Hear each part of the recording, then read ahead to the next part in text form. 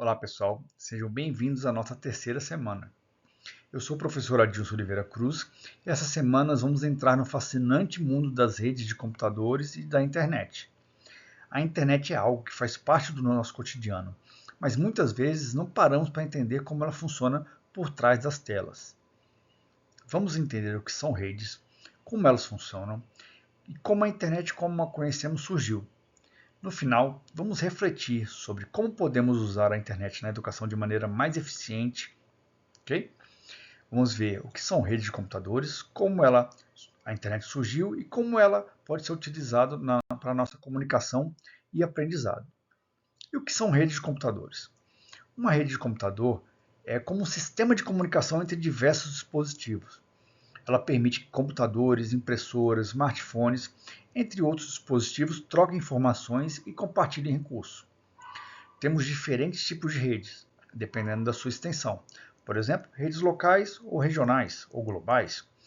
Temos também redes que variam de acordo com o seu tipo de conexão, por exemplo, com ou sem fio. Ou com ou sem fio.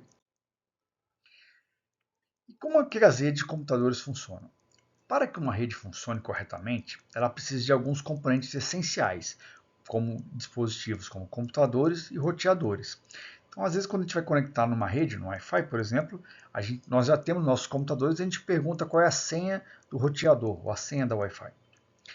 Mas, além disso, desses dispositivos, também são necessários métodos de comunicação chamados de protocolos. Esses métodos que eles definem como os dados são transmitidos de um ponto a outro.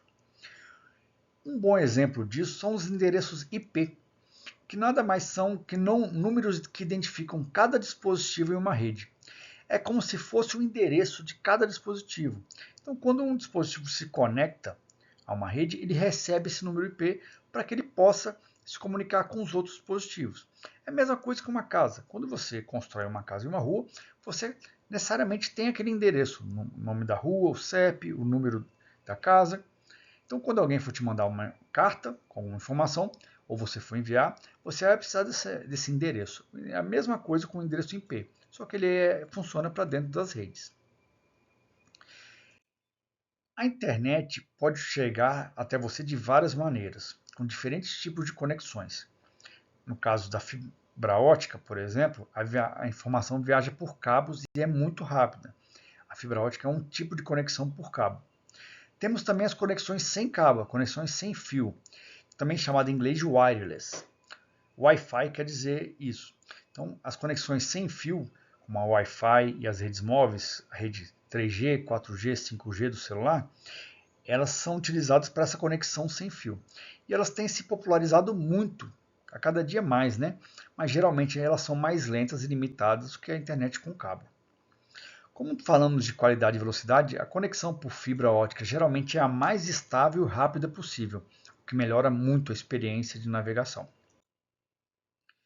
Tá, mas como é que começou, como é que começaram essas redes? Como é que começou a principal dessas redes, a internet? A internet é uma rede global de computadores e ela não surgiu de uma hora para outra, claro. Ela começou como um projeto militar nos anos 60 dos Estados Unidos chamado ARPANET.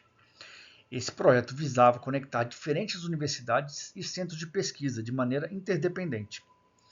Nos anos 80, com a criação de navegadores, por exemplo, como o Netscape, que é o avô do Firefox, para quem utiliza o Firefox, a internet se tornou acessível para o público em geral.